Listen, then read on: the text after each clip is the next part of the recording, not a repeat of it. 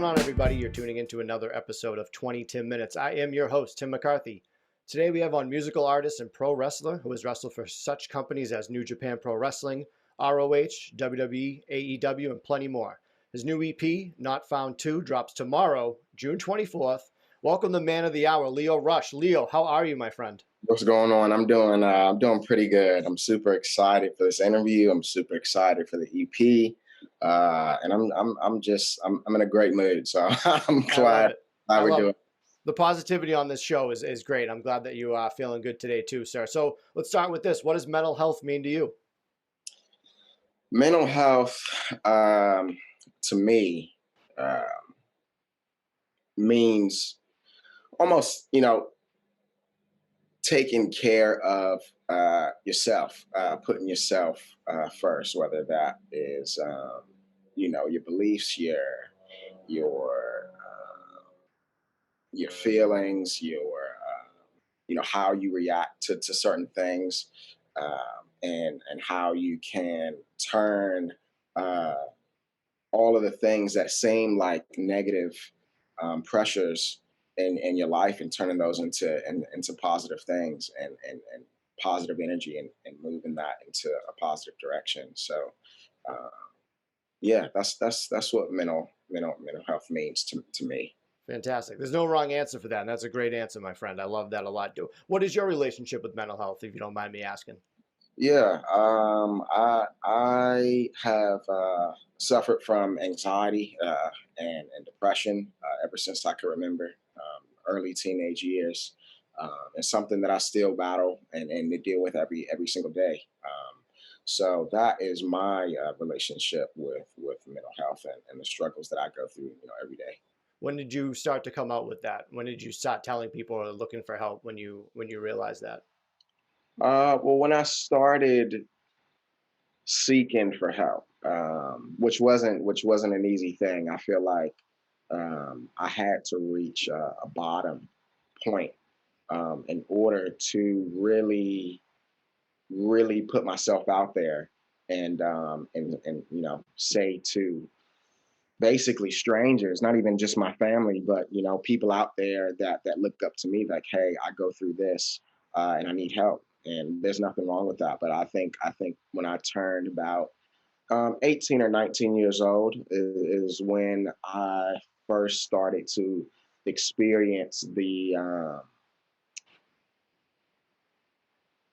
necessities of reaching out and asking for help and guidance, and structure, like in my life. I think that's when I first had my that's when I had my newborn, my first son, who's 9 years old now. So crazy that he's 9. But yeah, I think I was going through a lot in my life at the time, and I didn't really know how to deal with it or how to cope. I just started my career as being a professional wrestler, so yeah, I was going through a lot at that age. What does self-care look like for you? How do you take care of yourself on your days off, if you even have days off, because you're a busy man? Yeah, I try. I really do try. I try to have those days off. I wear a lot of hats in my life. I'm a husband, I'm a father, a wrestler, a musician, and so much more. But I think a day off to me and self-care is staying off social media. Yeah. Sometimes be a little strenuous on my mental, and spending time with my family. I think that's the most important thing for me, is having that downtime and spending that time with them. Because not every single second and every single minute of the day has to be work related. I like to stay busy. I like to be the provider, and I like to put myself out there and accomplish things for everybody surrounding me. But it is important for me to take that time off and kind of decompress, and maybe I'll go for a walk, I go for a hike, go to the beach, listen to the waves. So yeah, I'm a pretty zen peaceful kind of person when it comes to that. I got to get to that level. If I don't stay busy enough, that's when you get in trouble. You know what I mean? You got to stay busy to stay out of For trouble. sure, for I sure. don't know if you know that too, but I know No, that for sure. definitely. Now, I was going to ask this a little bit later, but you brought it up. Like you're somebody that's on Twitter, on social media. How do you stay away from negativity? Because I know you can just get rid of it and not look at it, but I feel like we're all human, and sometimes we have to read certain things. Like, how do you deal with that? Yeah, I think it's hard. It's hard to stay away from negativity, especially being involved in the entertainment industry. I feel like there's a lot of negativity and quote unquote, demons that come with that. And I just try to spend as less time as I possibly can on Yeah. social media. If I'm promoting something, if I'm updating my fans on what I have going on as far as like a project or an event or a meet and greet, or if I just want to put a positive message out there, I'll do that. But I used to do a lot of scrolling back in the day, Yeah. reading what people are saying, but I've come to the realization, people are gonna people have different tastes. Not everybody's gonna like everything that you do. Not everybody's gonna like everything that you say. A lot of people were brought up in different ways, and people have their own solutions and right and wrong answers for everything. So I think the best thing is to just continue to be yourself, and continue to build that fan base of people that you want to associate yourself with, or people that you want to impact. So yeah, I try to stay off of social media as much as I possibly can, but it is hard to stay away from the negativity. I guess turning that negativity, like I said, into positive things. I feel like a lot that I've accomplished in my life. Uh, I've gotten the drive to do that because of the negative things that have come my way.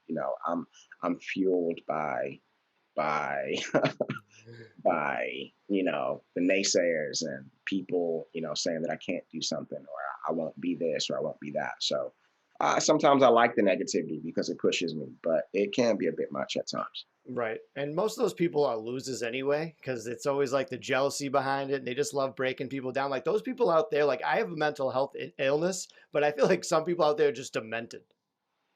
Yeah, I sometimes I don't quite understand, and I don't think I ever will understand, or I will care to understand Right. the era that we are in right now with social media. And it is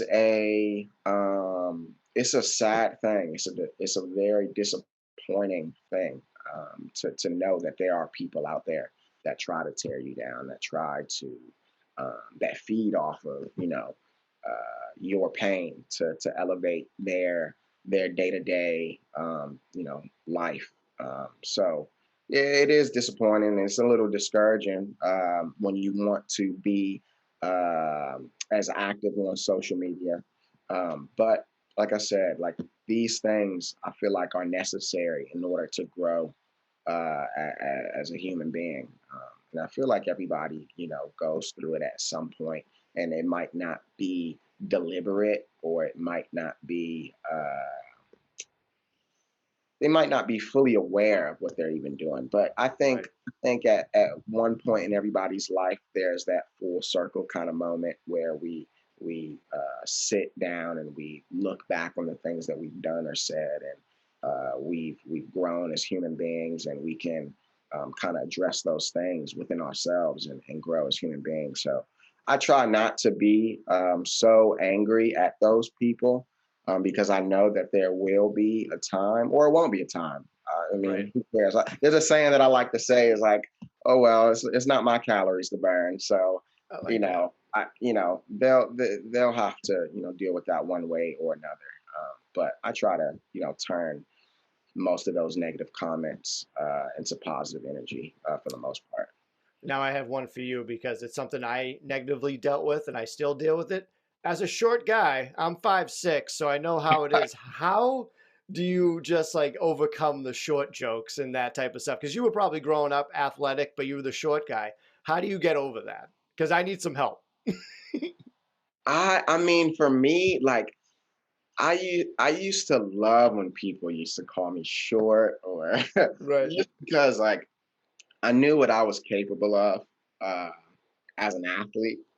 So I would always try to get somebody in a situation where uh, I know that I will excel Yeah.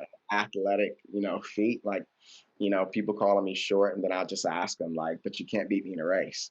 Then Right. I'm in a race. Yeah. And yeah, so I mean, I used to say sometimes that I wish that I was a couple of inches taller, but I like my height. I like being a short guy. I like being kind of a role model for other short people because I think we can do some pretty incredible things Yeah. We that can. We can. tall people can't really accomplish. So, yeah.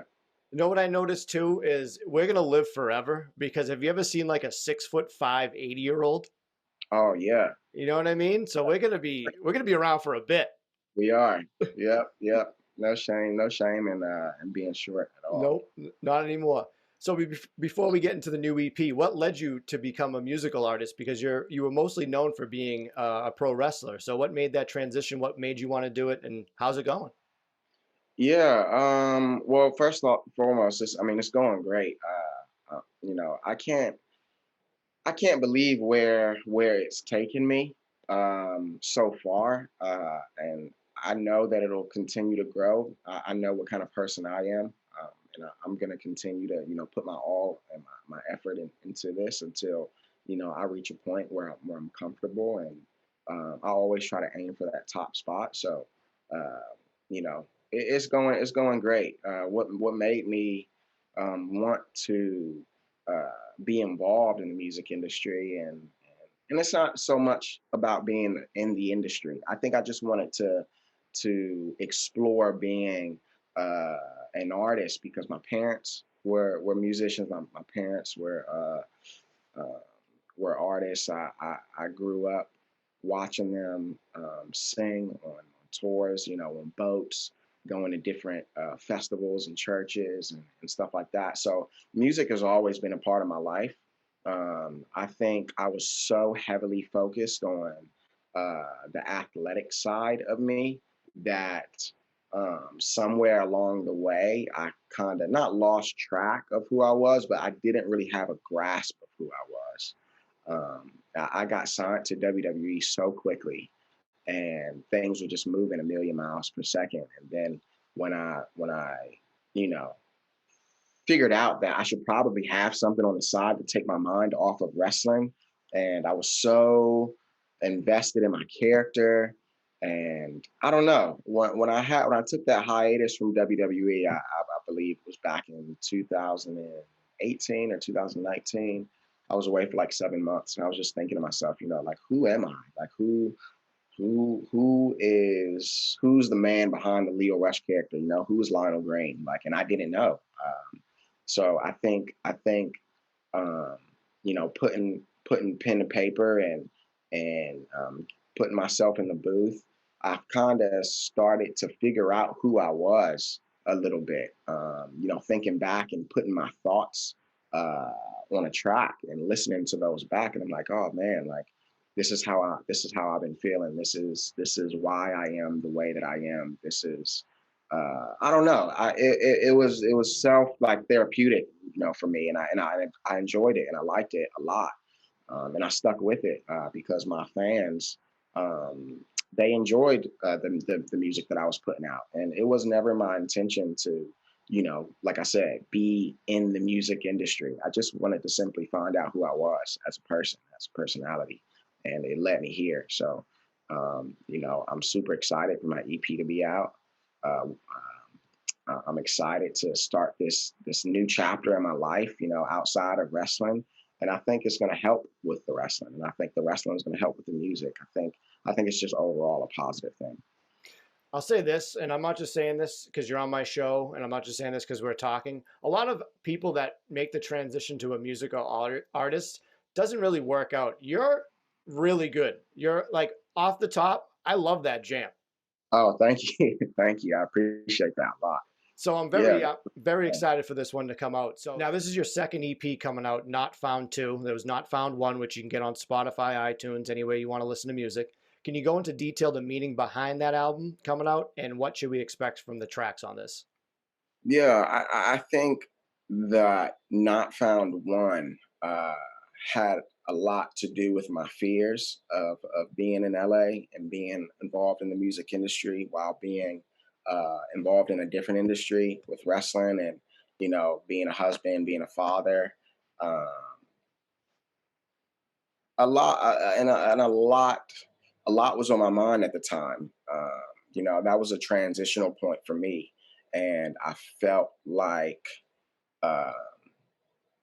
I felt like I needed to get a grasp on what it is exactly that I was trying to accomplish and how I can accomplish that.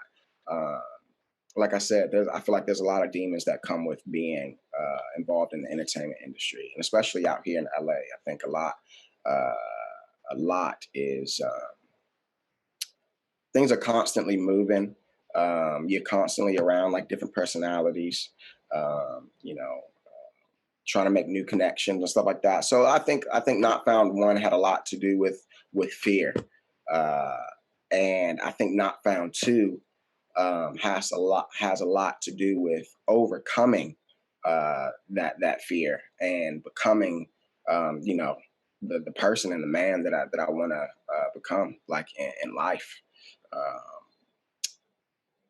I've done a lot of growing ever since I got signed to WWE back in 2017, and almost you know getting closer and closer to 30.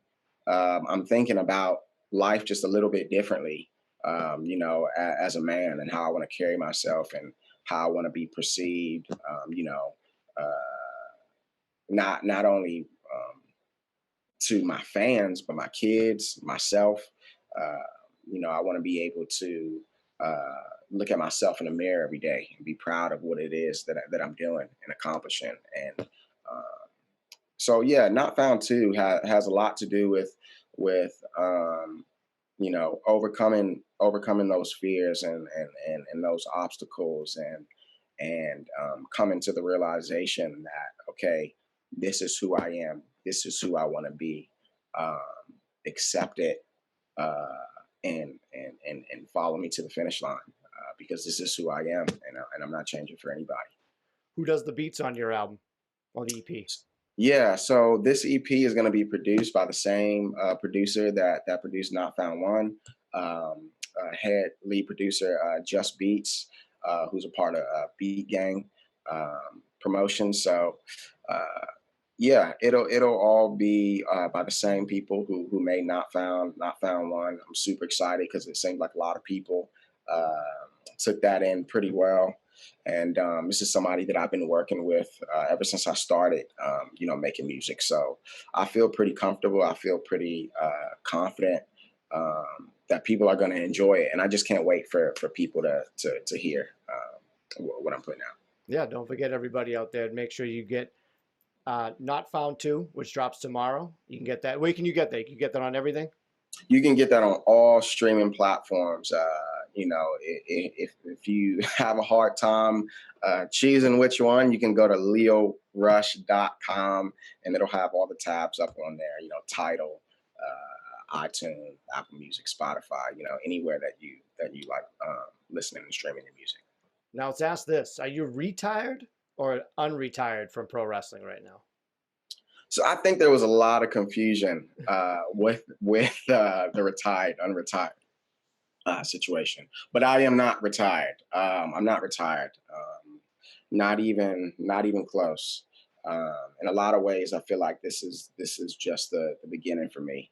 Um, and I'm just looking forward to what's to come. I've had a few setbacks with some injuries that I've had, back-to-back injuries that I'm still dealing with. So I'm getting myself healthy. I'm getting myself ready, fit, in shape, because I definitely plan on going into possibly the biggest run that I've had so far, and I'm looking forward to it. Fantastic. I'm looking forward to it too. See what comes out.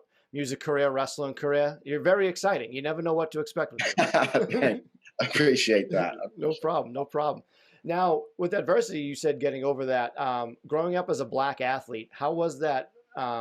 With the trying to get over that with the adversity. How did you deal with that?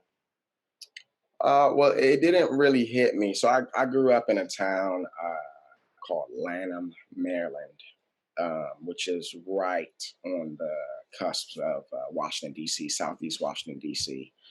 Predominantly black.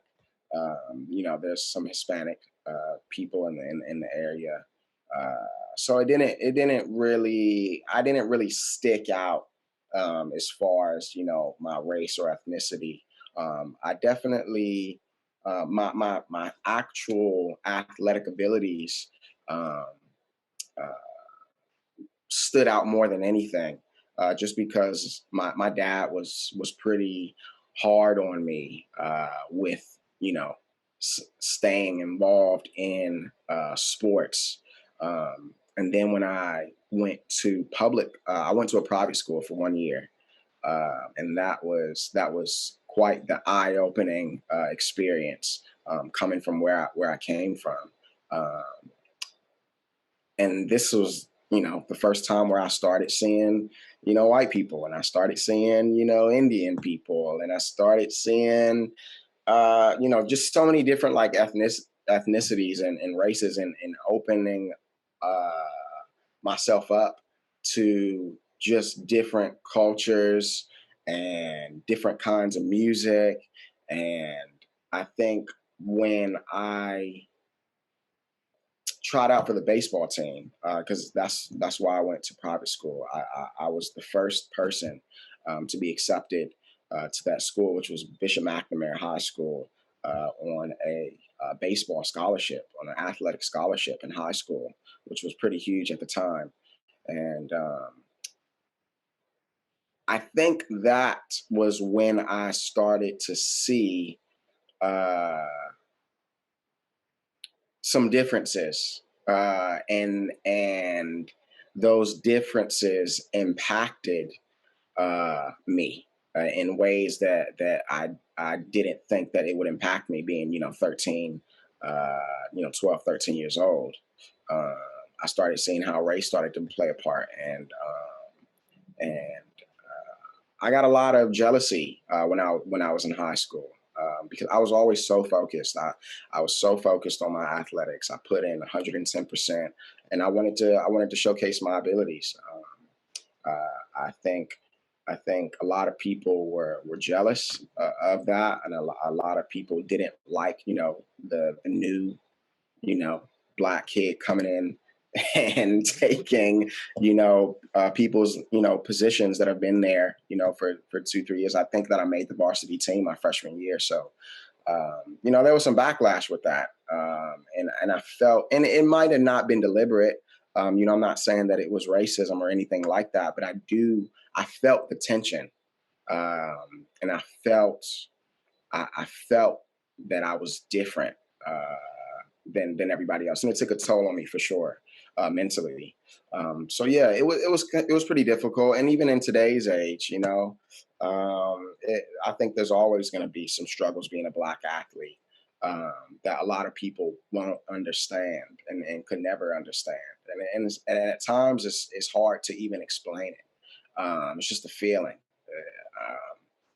But yeah, you know, that doesn't change my focus. That doesn't change my trajectory, or where I want to be in life, or what I want to accomplish. I try to stay the course, and not let skin color be a factor. I've always wanted to just be recognized for my talent, my hard work, and my will to succeed. Wrestling is very open to all races, all different people. Did you still have to deal with that in your wrestling career growing up? Because you've been around for quite some time wrestling, my friend. I have, and it's weird to say that, because I'm still so young, and I think a lot of people uh, I think some people tend to forget that I have been, I've been doing this now since 18. I turned, 28 um, this year. Uh, Happy birthday. Thanks. Not yet, but I appreciate it. Um, but yeah, there's still some. It's such a touchy subject. It really is, and that's why I wanted to talk about it with you. I think Yeah, racism needs to be tackled head on, because it's still there. It's always going to be there, unfortunately, and I want to know why it's still there, and we got to overcome that. I don't know. I don't know, at times it's frustrating, and at times I feel it more from the fan base than the actual, wrestlers. Right. And I'll never understand that. I mean, when I was a kid, uh, and a fan of professional wrestling, when I was looking at, my favorites on TV, my favorite wrestlers were white. My favorite wrestlers were Hispanic. Uh, and I never pointed that out. I never, made it a thing. I never even thought about it. And for it to be now just such a heavy thing to talk about and to discuss is it's pretty crazy. But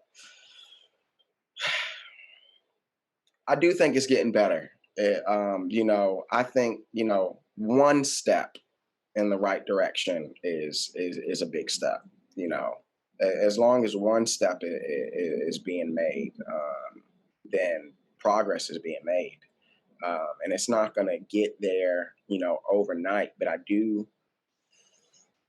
I think in order for change to happen, hard things do need to be brought up and talked about and addressed. And I think that's the times that we're in now. I thought we were in that time a few years ago, but I feel like right now is really um, the time that the pressure is on. Representation means so much, uh, especially now with social media. Because, like I said, when I was a kid, I didn't even look at it. Maybe because I wasn't, on social media, it didn't exist. I wasn't looking at other people's thoughts. I wasn't listening to other people, chat about, what's what. But I feel like now with so many opinions being thrown into the pool, I think representation is very important. I think people need, people within, their own race or ethnicity to look up to, um, and to be a role model. And that's what I want to be, and not even just for African Americans, just for everybody.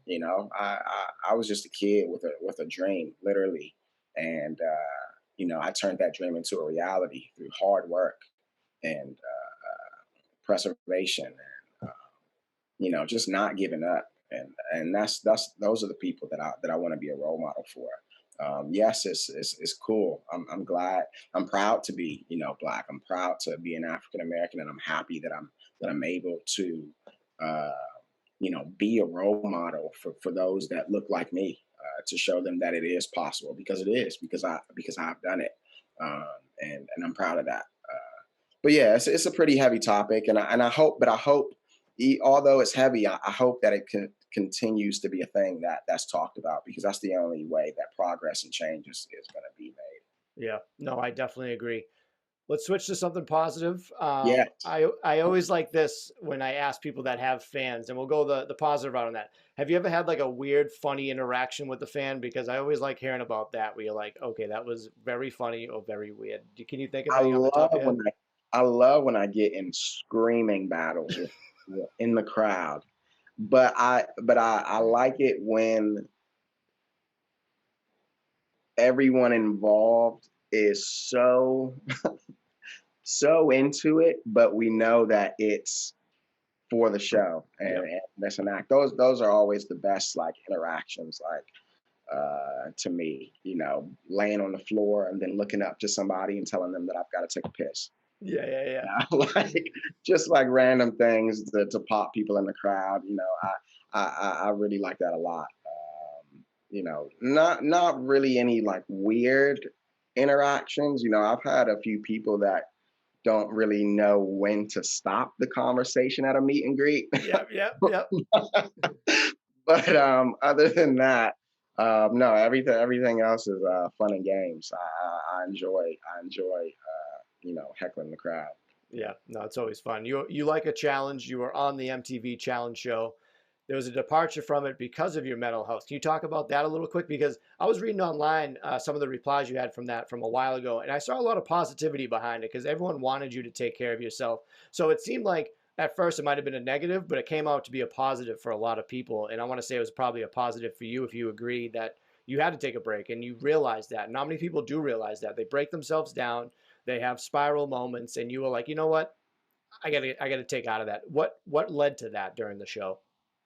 I think the environment. I think the environment that I was in, um, the people that I was surrounded by.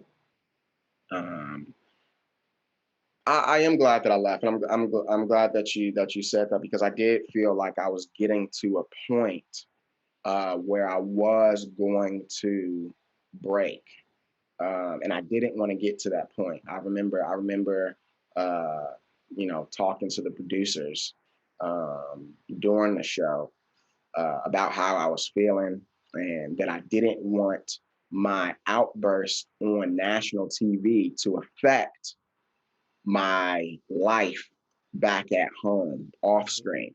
And I've seen so many people, lash out and do something that is out of character on national TV that ends up affecting their day to day life once they're off of that show. So I just didn't want to get to that point. I'd rather, you know, showcase restraint and self care than blowing up and being mad at the world and everybody else around me just to make a TV show a little more entertaining. I didn't want to do that. Um, you know, and like I go back to the environment. It's hard. I mean, it is a challenge. I think a lot of people, even myself. I'll speak for myself. But when I first got the call to be on the challenge, I was like, oh hell yeah, I'm gonna smoke everybody in these physical competitions. I'm ready. I was training like a madman. I was living in Florida at the time. It was so hot. I would go out every day and like jump rope and run for hours, Yeah. burpee, push-ups, everything. But when I got there, I realized that this is more of a mental challenge than it is a physical challenge. Uh, and that smacked me across the face.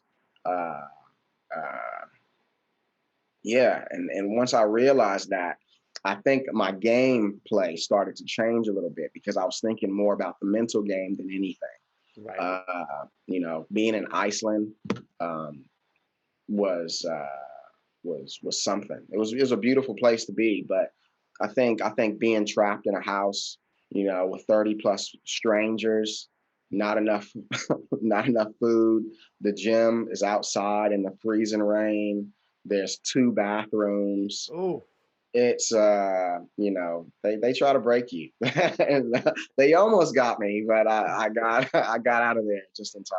yeah, those shows want to see that, and they were probably like upset that you were leaving because like that's like the sick part of like show business. I would guess like from a viewer standpoint, they were probably upset that you were leaving. But I can't say for sure. But yeah, that's very smart of you to dip out beforehand before you have a crazy outburst on national TV, and that's what I you're felt it coming. labeled. Yeah, I felt it coming, and I just didn't want to get to that point. And I've gotten to that point many times in my life, and trust me when I say it's not good.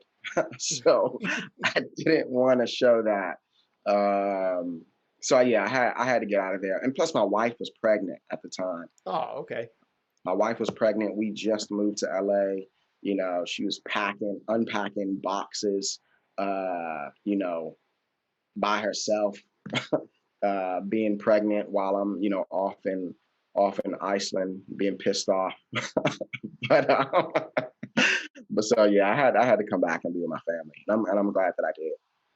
You should be glad. That's not many people can see that with mental health when it comes to that. They just like, oh, I'm fine. They just keep on going, and They have a breaking point.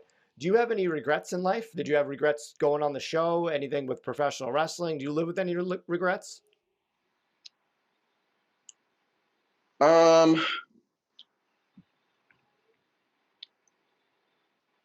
I rarely have regrets. I always say that, and I don't know if it's cliche or not, but I just wouldn't be the person that I am today, or I wouldn't be in the position that I'm in today if I didn't go through the things that I went through. Uh, and I think life is about learning and growing and continuing to live life, learning from those, experiences. And although I've had some hard times, and some of those hard times were self-inflicted, I'm glad that I went through them, because I've grown from those situations. I used to tell myself, um, all the time after it happened, but I used to regret, making that Emma tweet.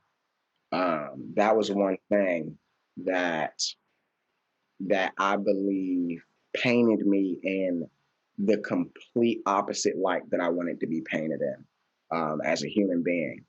And I think, with being young and being not entirely in the know, of what the company is and what it's about, and how they handle certain situations and stuff like that, I definitely think I shot myself um, in the foot. And it's probably, it affected me more than it affected her. But I'm glad that I don't regret it, though, because recently I was able to talk to him in person. We got a chance to talk about everything and hash things out, and get to a mutual, understanding that, these things happen, and it wasn't with malicious intent or anything like that. Uh, Can you give the quick backstory to that? Because a lot of people might not be wrestling fans that listen to this. If you want to just give a quick Yeah, synopsis. yeah, no problem. Yeah, I made a pretty ill will tweet. I think Emma got released, from the company, and I made a tweet saying that these are the things that, you know happen when you're not ready for Oscar. She was in a program on screen with Oscar. She had a match with Oscar the night before, so I completely thought that it was a part of the storyline. I didn't know that it was a real thing. I didn't know that, the company actually tweets when people are released. All right, let's finish up a little bit. I would be amiss if you came on the show and I didn't ask a couple of wrestling questions. So this is your personal opinion. Who is on your Lio Rush's Mount Rushmore of wrestlers? Ooh, um, I've got to say Ray Mysterio. Um, I've got to say Eddie Guerrero. I've got to say Jeff Hardy. I've got to say uh, Randy Orton is incredible. I really like Randy Orton. I like Uh, that. Three high flyers and a guy that just knows how to work in the ring. yeah, yeah. Um, I like it. Who's a wrestler that's alive today that you never got to wrestle that you would love to wrestle? Ray. Yeah.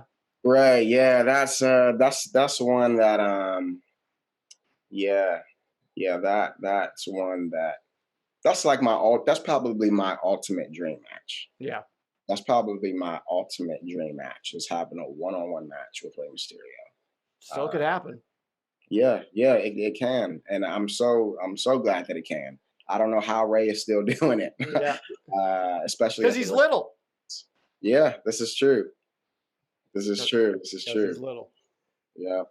Now you can't pick your own on this one. I asked all my guests on here because I'm a huge wrestling fan. So a lot of people aren't wrestling fans, but you're an actual professional wrestler.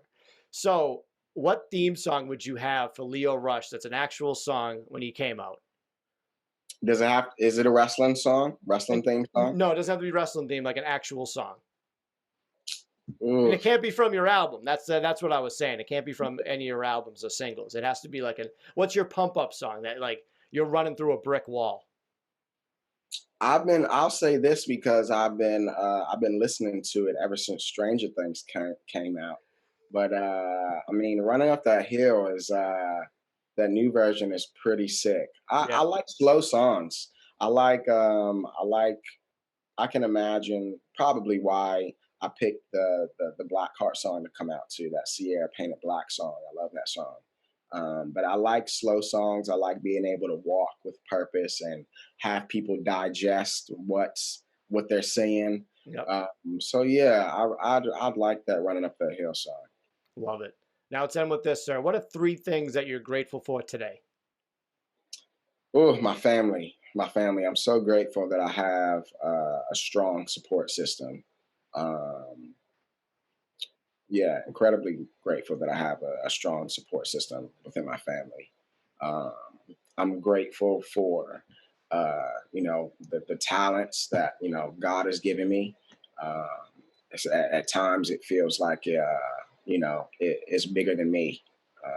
At times it feels like I have no control over what I'm doing, but this is what has been uh, given to me in order to do the things that I'm supposed to do in life. So I'm incredibly grateful for the talents that I have, uh, and I'm just great. I'm grateful to be alive today, because there's plenty of times where I didn't want to be. There's plenty of times where I've second guessed being uh, being present.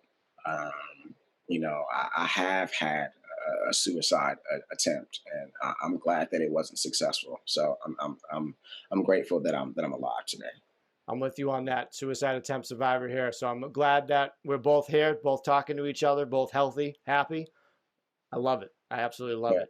Now, don't forget, people out there, Not Found 2 is releasing tomorrow, June 24th. You can get that on all music platforms. Where can they find out more information on you, Lio?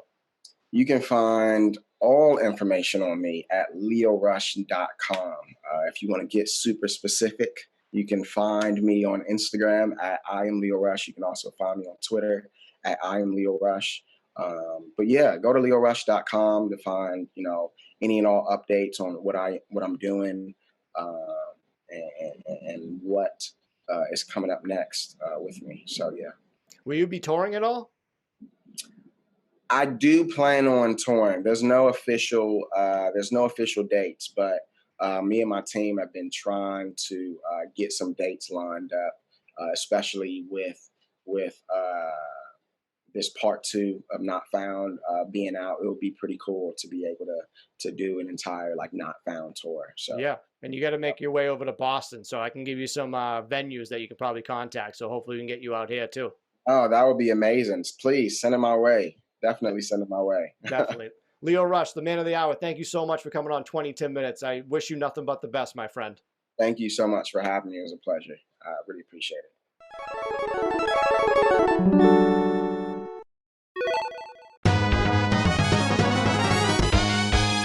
Round 1, fight! I also don't know if you saw this. I do this with all my guests, and hopefully you're going to be game for it. I play a game of 2 out of 3 rock, paper, scissors. Are you game, my friend? Yes. All right, perfect. You're going to call it. I'm going to keep my eyes closed because there's sometimes a delay on Zoom. So I'm going to keep my hands up. You call it rock, paper, scissors, shoot, and we'll go from there, 2 out of 3. Okay. So whenever you're ready, sir. All right, you ready? Yep. All right. Rock, paper, scissors, shoot. Ooh, 1-0. 1-0, sir. All right, let's go. All right, here we go. Rock, paper, scissors, shoot. Ooh, you caught my trick. 2 rocks. All right, we got 1-1. Oh man, now I don't know what to do. All right. Rock, paper, scissors, shoot. Oh my God, he comes back. He comes back. Oh, good game, my friend. Good game. So now you're undefeated in the 10 Minutes rock, paper, scissors. And now you can retire. So there you go. Nice.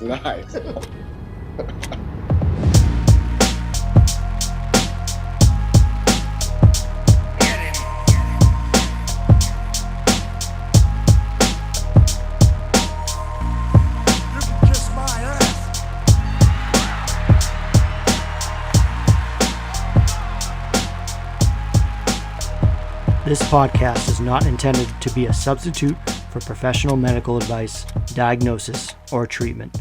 Always seek the advice of your physician or other qualified health provider with any questions you may have regarding a medical condition. If you are feeling suicidal, please dial 911.